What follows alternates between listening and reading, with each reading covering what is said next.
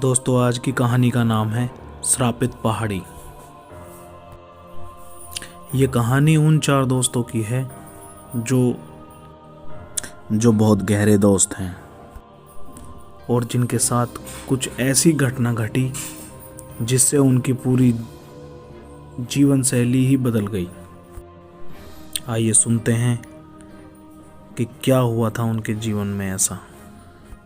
मुंबई शहर की रहने वाली प्रिया शर्मा अपने दोस्तों, जिनका नाम रवि, साहिल और विजय था, शिमला जाने का प्लान बनाया। वो सब शिमला जाने के लिए बस में बैठ गए।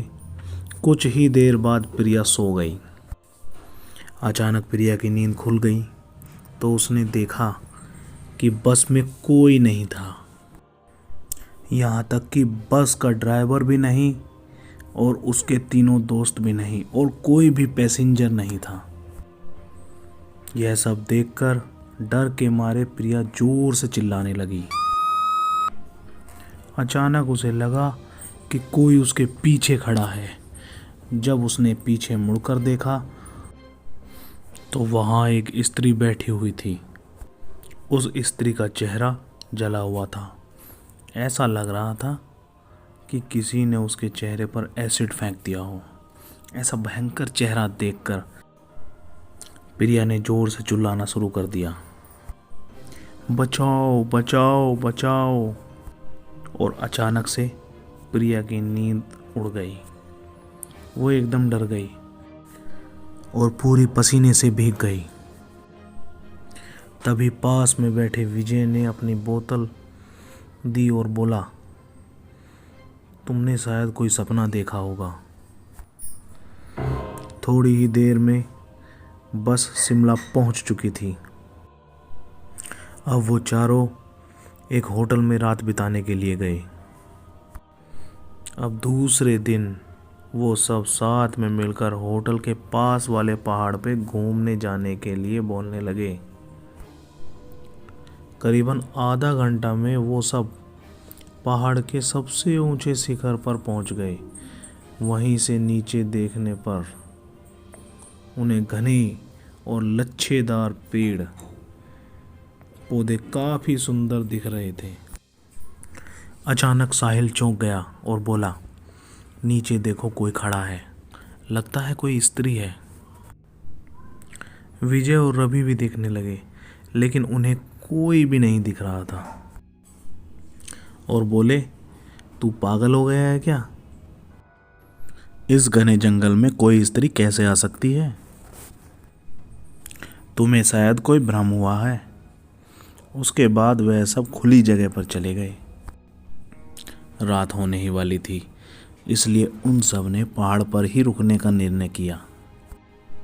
उन सब ने वहाँ पर ही तंबू लगा लिया और खाने पीने के लिए सामान बाहर निकाला।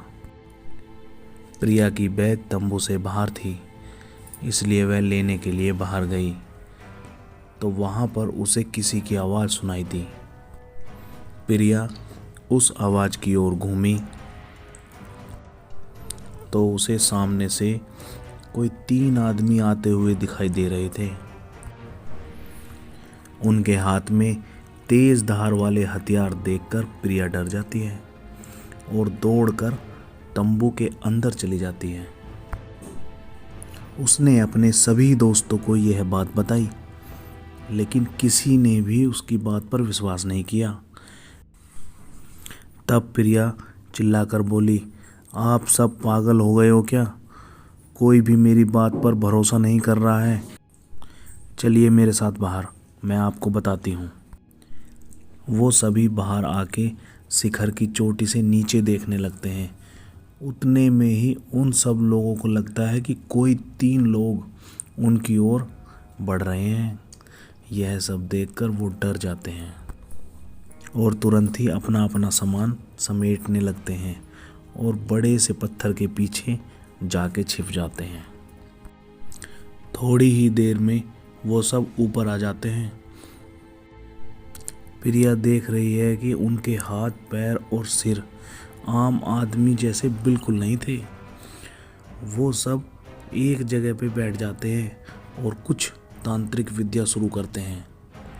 उनमें से एक आदमी अपने हाथों की उंगली को काट देता है, लेकिन अंधेरे की वजह से उन्हें कुछ भी ठीक से दिखाई नहीं देता। अचानक उन चारों ने देखा कि एक औरत उन आदमियों के बीच आके लेट जाती है। कोई नहीं जानता कि आखिर वो औरत वहाँ पहुँची कैसे। पिया ने कहा, मुझे कुछ समझ नहीं आ रहा है, आखिर ये सब हो क्या रहा है, मुझे बहुत डर लग रहा है। एक के बाद एक वो तीनों उस औरत को सूंघने लगे। वहीं पे अचानक उस औरत ने अपनी उंगली उठाई और हमारी तरफ इशारा करने लगी। अब हम सब डर चुके थे। वो तीनों उस औरत को छोड़कर हमारी ओर बढ़ने लगे। हम सब पहाड़ी से नीचे होटल की ओर दौड़ने लगे। हमारी आवाज़ सुनकर वो तीनों हमारी ओर दौड़ने लगे। प्रिया और साहिल सबसे आगे थे और विजय और रवि उनके पीछे दौड़ रहे थे।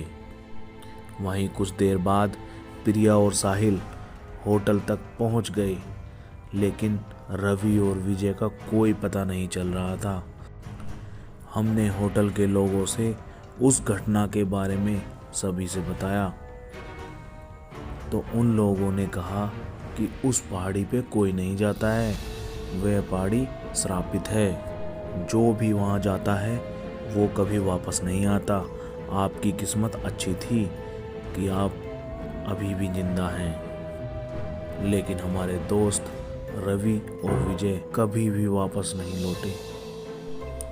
हमने उन्हें ढूंढने की बहुत कोशिश की, लेकिन उनका कुछ पता नहीं चला। यहाँ तक कि हमने पुलिस कंप्लेंट भी कराई, लेकिन उसका भी कोई फर्क नहीं पड़ा।